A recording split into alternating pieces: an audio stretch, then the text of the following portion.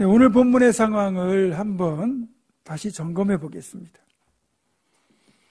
지금 블레셋과 이스라엘은 엘라 골짜기를 사이에 두고 대치하고 있습니다. 곧 전투가 시작될 것 같은 일촉즉발의 분위기인데, 오늘 본문을 포함하여 이전의 상황들을 종합해 보면 병력면에서 블레셋이 이스라엘보다 훨씬 더 우월하다는 것을 알 수 있습니다.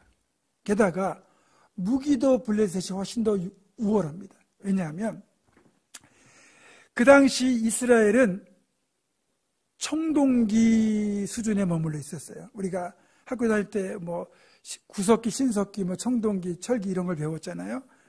이스라엘은 그 당시 청동기 문화 시대입니다. 그런데 블레셋 같은 경우는 일찍부터 철기 문화가 발달해가지고 벌써 철제로 된 제품들을 쓰고 있을 뿐만 아니라 전쟁용 무기도 다 철제로 된 무기예요. 그러니까 철제로 된 무기도 변변하게 없는 이스라엘에 비하면 블레셋은 병력뿐만 아니라 무기면에서도 이스라엘보다 훨씬 더 우월합니다. 그리고 저번에 말씀드린 것처럼 그 당시의 전쟁은 양 진영에서 그 진영을 대표하는 용사가 나와가지고 먼저 격돌해서 그 싸움의 승패에 따라서 전쟁의 분위기가 달라진다고 했는데, 이 블레셋 측에서는 골리앗이라고 하는 거인 용사를 내보내가지고 한번 붙자고 지금 싸움을 북돋고 있는 상황입니다. 그리고 그런 골리앗 때문에 위세에 눌려가지고 사울과 이스라엘 군대는 두려워 떨며 숨어 있는 상황입니다. 그러니까 다시 종합해서 말하자면 병력도 그렇고 무기도 그렇고 용사도 그렇고 모든 면에서 블레셋이 이스라엘을 압도하고 있다, 이렇게 보시면 되겠습니다. 그 사실을 사울과 이스라엘 군대도 알고 있기 때문에 두려워서 떨고 숨어 있는 거지요. 아마 우리가 그 자리에 있다면 우리도 크게 다르지는 않을 겁니다.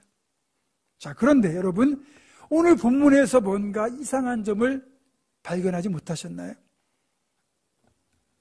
오늘 본문 16절입니다. 골리앗이 40일을 아침 저녁으로 나와서 몸을 나타내었더라, 이렇게 되어 있습니다. 그 사람은 골리앗을 말하고요, 조석은 아침 저녁이죠. 하루에 2번 골리앗이 블레셋 진영 앞으로 나와가지고 자신의 몸을 나타내면서 한번 붙자, 이렇게 이제 협박을 하고 있는 거죠. 자, 이 블레셋 진영에서 골리앗이 아침 저녁으로 나와가지고 한번 붙자고 협박하는 게 하루 이틀의 일이 아니라는 거예요. 무려 40일 동안 그 모습을 지속하고 있다는 거죠. 이게 무슨 의미겠습니까? 말씀드린 대로 지금 이 블레셋 군대의 우월한 어떤 병력과 그리고 골리앗이라는 이 용사의 압도를 당해서 이스라엘은 아무런 대응도 못하고 그저 두려워서 숨어있고 떨고 있을 뿐입니다. 사기가 땅바닥에 떨어져 있는 오합지졸이에요. 이럴 때 병력과 무기와 장수가 우월한 블레셋이 맹공을 퍼붓는다면 아마 이스라엘은 싸우기도 전에 걸음아 나 살려라 그러면서 다 도망을 쳤을 겁니다. 그렇다면 왜 블레셋이 즉각 공격을 하지 않고 있는 것일까? 또 골리앗은 왜 40일씩이나 진영 밖으로 나와서 몸을 보였다가 들어가는 일을 반복하고 있는 걸까요? 이건 아주 중요한 포인트입니다. 여러분께만 알려드리자면 사실 골리앗을 포함한 블레셋 군대도 이스라엘을 무척이나 두려워한다는 거죠. 이들도 겁을 먹고 있는 상태라는 거예요. 블레셋은요, 과거에 이스라엘과의 전쟁을 치르면서 아주 쓰라린 경험이 있습니다. 아시는 것처럼 엘리 제사장 때 블레셋과 이스라엘이 한번 붙었는데 그때 이스라엘이 대패를 하죠. 그리고 언약궤마저 블레셋에게 빼앗깁니다. 언약궤는 하나님의 임재의 상징이에요. 그러니까 자신들이 전쟁에서 승리하고 언약궤마저 탈취했기 때문에 자신들의 신이 이스라엘의 신을 이겼다는 그런 자부심까지 더해져 가지고 블레셋이 쾌자를 불렀죠. 그런데 얼마 지나지 않아 끔찍한 일을 겪어야 됐습니다. 언약궤가 가는 곳마다 독종 재앙이 나타나가지고 사람들이 속수무책으로 죽어가는 거죠. 그래서 언약궤를 다른 도시로 보내면 그 도시에 또 재앙이 생겨나고, 그런 식으로 언약궤가 블레셋의 여러 도시를 옮겨 다니는 동안 블레셋 전역이 완전히 초토화되고 말았습니다. 그런 여호와, 즉 이스라엘 신에 대한 아주 쓰라린 기억이 있습니다. 그리고 또 시간이 많이 흘러서 사무엘이 이스라엘 사사가 되었을 때 미스바로 블레셋이 쳐들어가거든요. 그때도 하나님께서 사무엘과 이스라엘 군대 함께 하셔가지고 이스라엘이 불리한 전세를 딛고 완전히 블레셋을 패퇴시켰습니다. 그때 이제 전쟁의 승리를 기념하여 하나님께서 도우셨다는 의미로 에베네셀이라고 하는 기념돌을 그때 쌓는 일이 발생하죠. 이런 여러 번의 일들을 겪으면서 블레셋은 이스라엘의 하나님, 이스라엘과 함께 하시는 하나님에 대한 두려움이 뼛속 깊이 자리하고 있는 겁니다. 그러니까 병력이나 모든 면에서 우월한데도 불구하고 협박만 할 뿐 섣불리 공격을 못하고 있는 거죠. 그게 골리앗이 40일 아침 저녁으로 몸을 나타내었다고 하는 이 표현 속에 들어있는 겁니다. 사실 사울과 이스라엘 군대보다 오히려 블레셋이 더 두려워하고 떨고 있는데, 사울과 이스라엘 군대는 이 사실을 전혀 모른 채 겉으로 드러난 모습만 보고 오히려 더 겁에 질려서 두려워하고 있는 겁니다. 골리앗도 그렇고 블레셋의 실체가 겁에 질린 겁덩어리라는 것을 알았다면 두려워 떨 이유가 없죠. 근데 모르니까, 실체를 모르니까 두려워할 수밖에 없고, 두려움에 빠지니까 실체가 더 안 보이고 더 크게 두려워지는 겁니다. 그런 악순환이 이루어지는 거죠. 여러분, 이건 누구라도 마찬가지입니다. 사람의 특성이요, 두려움에 빠지면요, 내 두려움의 대상의 실체를 제대로 못 봐요. 그리고 그 실체를 못 보기 때문에 더 두려워지는 것이고, 그래서 또 두려움에 빠지고, 그래서 이게 악순환이 되는 거거든요. 따라서 우리가 두려움을 극복하려면, 승리하려면 실체를 아는 게 중요합니다. 제가 20대 초반까지 다녔던 대전에 있는 제 모교회인 가장제일교회 원로 목사이신 김상인 목사님이 전도사 시절에 겪었던 이야기를 들려주신 적이 있습니다. 이분이 이제 그 신학생일 때가 70년대 초반인데, 광나루에 있는 신학교에서 이제 기숙사 생활을 하다가 금요일날 오후에 수업을 마치고 충북 영동 양산으로 이제 그 교회가, 섬기는 교회가 있었는데, 가려면 터미널에서 이제 영동까지 시외버스 타고 가는 거예요. 그럼 버스가 영동에 도착하면 이미 버스가 다 끊긴 한밤중이죠. 그러면 이제 어쨌든 사택이 있는 교회까지 가야 되지 않겠습니까? 그러면 한밤중에 먼 길을 걸어가지고 몇 시간을 걸어서 그렇게 이제 양산에 있는 교회에 도착을 하는 거예요. 이제 그런 일이 늘 반복되곤 했는데, 그럴 때마다 외롭기도 하고 때로는 좀 무섭기도 하고 때로는 피곤하기도 하고 그런 일을 늘 겪고 있었습니다. 한 번은 아주 달이 환하게 밝은 밤이었는데, 교회를 향해 길을 걸어가는데 저 멀리서 키가 이렇게 크고 등치가 좋은 사람이 목사님을 부르는 거예요. 오라고. 목사님 키가 작으시거든요. 그러니까 워낙 덩치가 크니까 도망가야 되긴 하겠는데, 만약 도망가다가 붙잡혔다가는 더 크게 해코지를 당하겠다 싶어가지고 떨리는 마음으로 어쩔 수 없이 그 사람에게 갔습니다. 기가 막힌 건 가까이 가서 보니까 사람이 아니라 수수대 있죠. 키 큰 수수대가 목이 꺾여가지고 바람에 이렇게 흔들리는데, 그게 멀리서 볼 때는 마치 덩치 큰 사람이 이리 오라고 부르는 것처럼 보인 겁니다. 목사님이 만약에 그 덩치 큰 사람의 실체가 목이 꺾인 수수대라는 걸 알았다면 겁낼 이유가 있겠습니까? 그냥 휘파람 불면서 평안하게 그 길을 갔을 겁니다. 실체를 아는 것이 그만큼 중요한 거예요. 실체를 모르니까 겁이 난 거고, 겁이 나니까 진짜 그렇게 또 보인 것이고, 또 그러니까 더 겁이 난 거죠. 우리가 골리앗의 실체를 모르고 골리앗을 바라보면 보면 볼수록 더 크고 두려운 모습으로 다가오게 되어 있습니다. 그리고 두려움에 빠지면 이제는 우리가 감히 상대할 수 없는 더 큰 허상으로 우리를 위협하게 되는 거죠. 실체를 알면 두렵지 않은데 실체를 모르니까 골리앗이 그만큼 두려운 겁니다. 문제는 한 번만 나타나면 어떻게든 비굴하게 굴더라도 또는 손해를 좀 보더라도 넘어갈 텐데, 문제는 골리앗이 한 번만 나타나는 것이 아니라 계속 나타난다는 것이요. 여러분 인생을 살다 보면 여러분 앞에 골리앗 같은 문제들, 삶의 고난들이요 계속 나타날 겁니다. 그럴 때마다 두려워하는 인생을 살아야 된다면 그 인생이 얼마나 힘들겠습니까? 골리앗이 나타날 때마다 두려워하고 숨어야 되고 피해야 되고 잠이나 제대로 자겠습니까? 그런 인생이 행복하겠습니까? 고달프겠죠. 비참한 인생이라고 할 수 있습니다. 하지만 우리가 이 골리앗의 실체를 제대로 알고 있다면, 골리앗의 등장과 상관없이 그 실체를 알고 있기 때문에 두려워할 이유가 전혀 없어요. 우리는 평안을 누릴 수 있습니다. 오히려 그런 믿음으로 골리앗의 실체를 바라보는 사람에게는 골리앗은 두려운 대적이 아니라 여호수아 갈렙이 가나안 땅의 거인족들을 볼 때 느꼈던 그 감정, 그들은 두려운 대상이 아니라 우리의 밥이다. 그렇게 되는 거죠.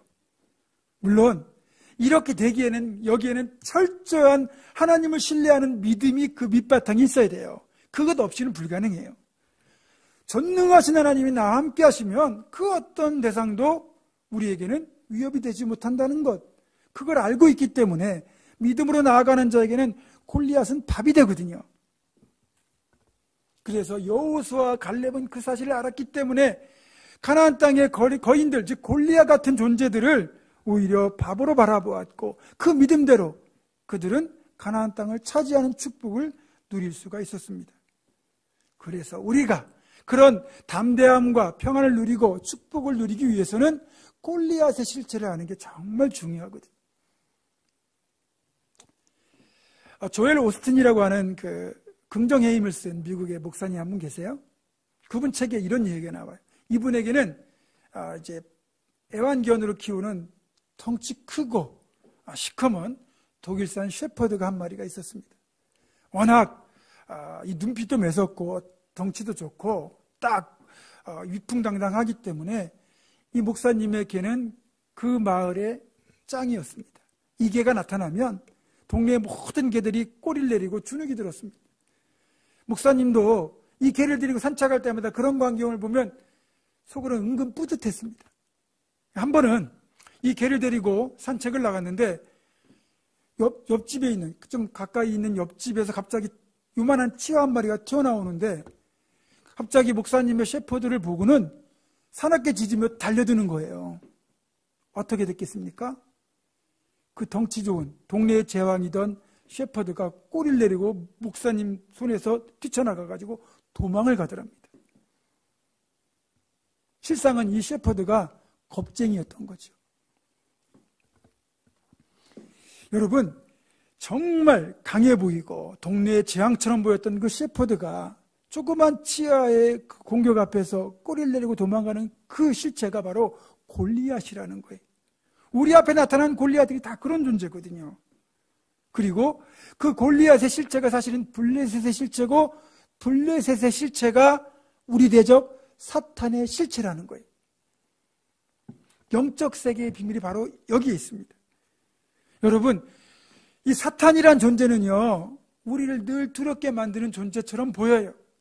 골리앗처럼 늘 우리를 위협합니다. 그러나 여러분 아셔야 되는 것이, 사탄은 사실 진즉의 힘과 권세를 잃어버린 종이 호랑이, 이빨 빠진 호랑이라는 거예요. 그런데 우리는 그 사실을 모르고 우리 앞에 골리앗처럼 나타나는 그 사탄의 공격 앞에서, 위협 앞에서 지레 겁먹고 주눅 들어버립니다. 그러면 이때다 싶어가지고 그런 골리앗으로 변장한 이 사탄은 우리를 더 위협하고 두렵게 만드는 거예요. 따라서 우리가 사탄의 실체를 바로 알고 있어야 영적 평안을 누릴 수 있습니다. 그리고 영적 싸움에서도 승리할 수 있죠. 자, 우리 주일 낮 예배 때마다 오늘도 똑같이 저희들이 이제 순서를 가졌는데 사도신경으로 신앙을 고백하는 시간을 가져요. 이 사도신경 원문에 보면 우리 한글판에는 빠져있는 구절이 하나 있습니다. 그게 어떤 거냐면 십자가에 죽으시고 그 다음에 죽은 자 가운데 다시 살아나시며라는 이 사이에 지옥으로 내려가사라는 구절이 빠져 있어요. 우리가 보통 가지고 있는 궁금증 하나는 뭐냐면 주님이 죽으신 뒤에 바로 부활하지 않고 3일 뒤에 부활하시거든요. 이 3일 동안 주님이 그럼 뭐 하셨느냐? 육신은 십자가에 죽으시고 무덤에 장사되셨지만 주님의 영혼은 그럼 무엇을 하고 계셨느냐? 이런 질문이 생기잖아요. 이제 이 부분에 대한 이제 어떤 신학적인 어떤 정설은 뭐냐면 주님께서 십자가에 죽으신 뒤에 지옥으로 내려가셨다는 거예요. 그리고 그 당시 이제 지옥으로 상징되는 사망과 죽음의 권세를 쥐고 있던 사탄이 지배하고 있는 그곳으로 가셔서 지옥문을 깨뜨리시고 그리고 십자가의 복음을 그곳에 선포하시고 그리고 사탄의 머리를 짓밟으시고 사탄이 쥐고 있던 죽음과 사망의 권세 그리고 모든 힘과 권세를 다 빼앗아 오셨다는 거예요. 그 결과 사탄은 예수 그리스도 부활 이후 자신이 가지고 있던 모든 힘과 권세를 잃어버린 진짜 아무것도 아닌 존재라는 거죠. 근데 문제는 성도들이 그 사실을 모른다는 거예요.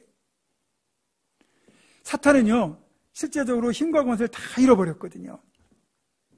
근데 사탄에게 남아있는 특기가 있습니다. 사탄이 워낙 지혜가 뛰어나요. 그래서 거짓말을 하는데 아주 선수입니다. 그러니까 그 뛰어난 지혜로 자신이 여전히 힘과 권세를 가지고 있는 것처럼 거짓말을 한다는 거예요. 그리고 수많은 사람들, 그 중에 성도들까지 이 거짓말에 속아가지고 여전히 사탄이 우리를 위협하고 지배할 것처럼 착각하게 만든다는 거죠. 그리고 사탄은 가지고 있는 그 특유의 지혜로 우리를 어떻게 위협하느냐. 우리가 나만 아는, 나만 가지고 있는, 가지고 있는 그런 두려움을 알고 그 두려움의 모습으로 우리를 위협한다는 거죠. 그러니까 각자에게 나타나는 골리앗의 모습이 다 다른 거예요. 심지어는 구약의 의인이라고 불렸던 욥조차도 사실은 은밀한 두려움이 하나 있었습니다. 그건 뭐냐면 지금 자신이 누리고 있는 이 행복, 이 평안, 이것이 깨질지도 모른다는 그런 불안, 두려움이었습니다. 욥기 3장 25절 26절에 보면 이렇게 되어 있어요. 내가 두려워하는 그것이 내게 임하고 내가 무서워하는 그것이 내 몸에 미쳤구나. 나에게는 평온도 없고 안일도 없고 휴식도 없고 다만 불안만이 있구나. 이렇게 되어 있습니다.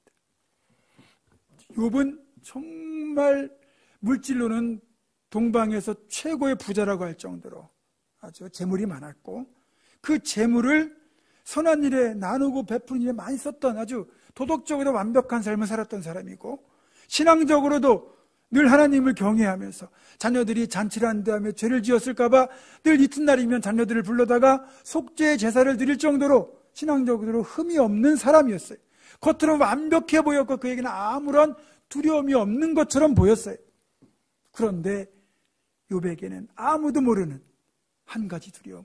지금 내가 누리고 있는 이 고요한 이 평안, 이 행복, 이것이 어쩌면 깨질지도 모르겠다라는 그런 불안이 있었던 거죠. 그리고 사탄은 욥의 그 불안을 알고 그 모습으로 공격을 하게 된 겁니다.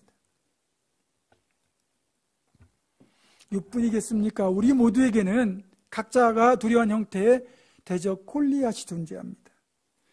지금 우리가 2년 넘게 이제 코로나로 인하여 팬데믹 시대를 살고 있는데 코로나 바이러스에 대한 두려움을 가진 이들이 존재합니다. 신앙인들에게 특별히 이제 이 부분이 중요한 게 뭐냐면 이 부분을 사탄이 알고는 어떻게 공격을 하느냐. 자꾸만 그런 두려움을 가진 사람에게 뭐 코로나 때문에 누가 죽었다, 또 백신을 맞고 이런 후유증으로 뭐 이렇게 몸이 망가졌다, 이런 기사들을 자꾸 보면서 두려움을 더 갖게 만들어요. 그러면서 예배당에 가서 예배를 드리면 혹시 나도 코로나에 걸리는 거 아니야? 라고 하는 그런 생각을 들게 만들어서 예배당에 못 가게 만드는 거예요. 여러분, 냉정하게 말해서 예배 드리다가 코로나 걸린 경우는 거의 없습니다.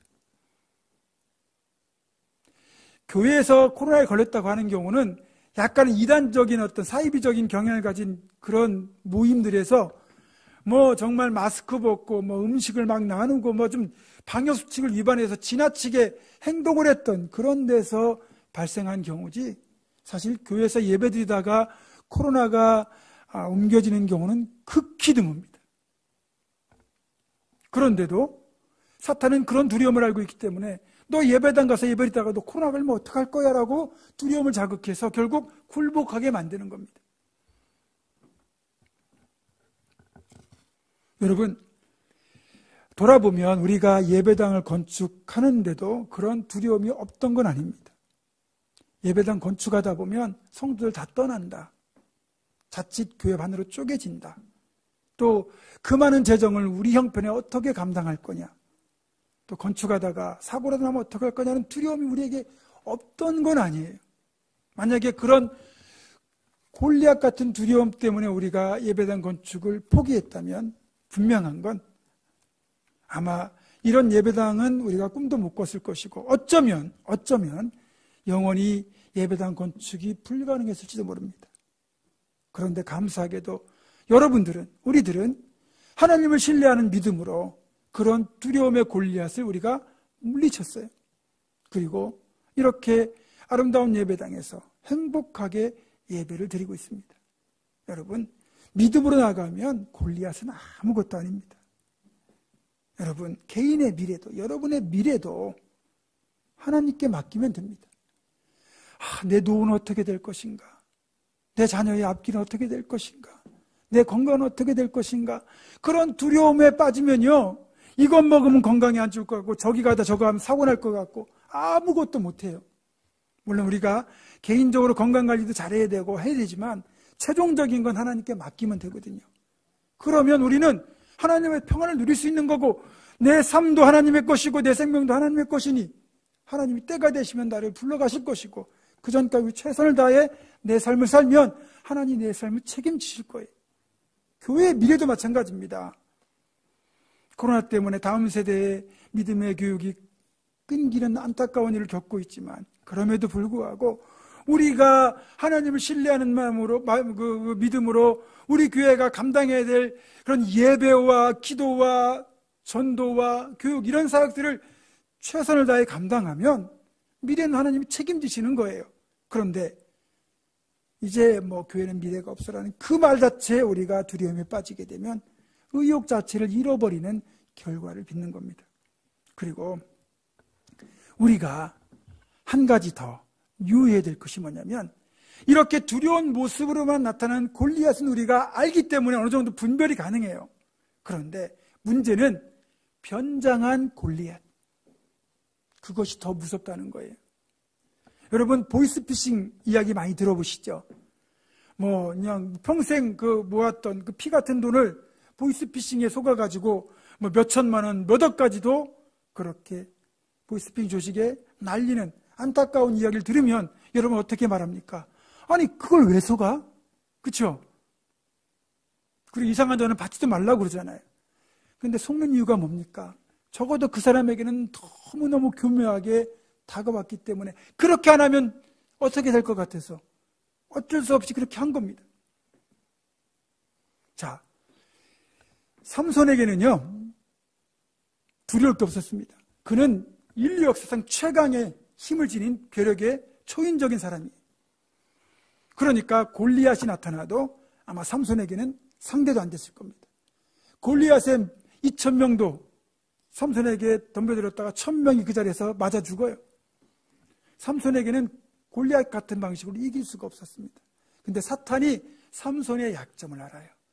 젊은이의 정욕에 취약하다는 걸 알죠. 결국 삼손이 누구한테 무너졌습니까?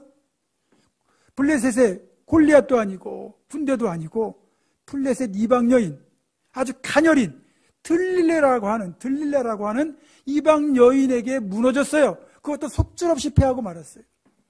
사탄은 기가 막히게 우리 약점을 파고들어요. 그래서 지금 내 앞에 있는 이 유혹이나 어떤 기회가 변장한 골리앗, 사탄의 유혹이 아닌지 분별할 줄 알아야 돼요. 요셉 같은 경우는 그걸 잘 분별했기 때문에 누명을 쓰더라도 보디발의 아내의 유혹을 벗어날 수 있었거든요. 지피지기면 백전백승이란 말이 있죠. 삼손이 들릴라의 정체를 알았다면 당했겠습니까? 안 당했겠죠. 신앙인들이 살아가는 이 과정에서 우리가 골리앗과의 싸움, 즉 사탄과의 싸움에서도 나를 알고 사탄의 정체를 알아야 이길 수 있습니다. 물론 나는 약합니다. 부족합니다. 내 힘으로 이기는 것이 아니라 이런 내가 아닌 내가 의지하는 예수 그리스도 그분의 힘을 통하여 우리가 사탄을 이기는 거지요. 요한복음 16장 33절에서 우리 주님은 분명히 이렇게 말씀하셨어요. 함께 읽어볼까요? 시작. 이것을 너희에게 이르는 것은 너희로 내 안에서 평안을 누리게 하려 함이라. 세상에서는 너희가 환난을 당하나 담대하라. 내가 세상을 이기었노라. 아멘. 세상은 사탄입니다. 예수님이 이기셨어요. 그리고 그 예수님이 우리와 함께 하시기 때문에 담대하라는 거예요. 물론 환난을 당한다는 거예요. 골리앗이 나타날 거라는 거예요. 그러나 주님을 의지하는 믿음으로 나아가면 우리는 이길 수 있다는 거죠. 평안할 수 있다는 거죠. 말씀을 맺습니다. 사랑하는 성도 여러분, 우리가 두려움에 사로잡히면 사로잡힐수록 골리앗은 더 큰 두려운 모습으로 우리에게 다가올 겁니다. 그러나 어떤 형태의 골리앗이든 여러분 두려워하지 마십시오. 하나님이 전능하고 크고 강하신 하나님이 우리와 함께 하시기 때문에 골리앗은 두려운 대적이 아니라 우리의 밥이 될 것입니다. 따라서 성령으로 우리가 충만하고 기도에 깨어있으면 또 믿음으로 나아가면 골리앗은 이빨 빠진 호랑이, 종이 호랑이가 될 것이고 우리의 밥이 될 것입니다. 어떤 골리앗을 만나더라도 이 믿음으로 나아가셔서 반드시 승리를 거두시고 하나님 주시는 풍성한 평안을 누리는 저와 여러분 되기를 주님의 이름으로 축원합니다. 기도하겠습니다. 전능하신 아버지 하나님, 죽음의 권세, 사탄의 권세를 깨뜨리시고 승리하신 우리 주님을 의지하여 어떤 골리앗을 만나더라도 담대하게 나아가게 하시고 반드시 승리하게 하셔서 주님 주시는 그 놀라운 평안을 우리 모두가 풍성하게 누리게 하여 주시옵소서. 예수님의 이름으로 기도드립니다. 아멘.